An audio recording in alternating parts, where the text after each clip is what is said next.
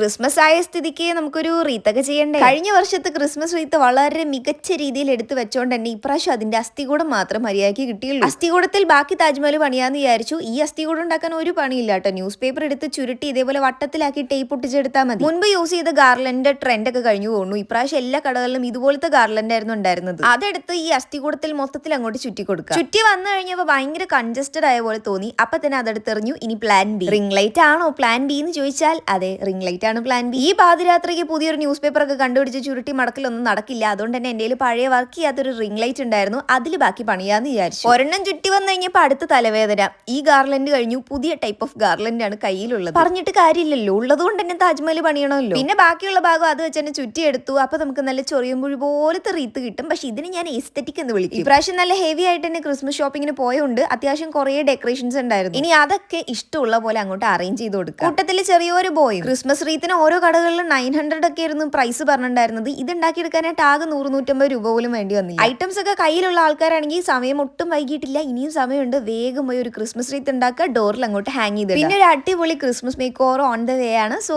Stay tuned.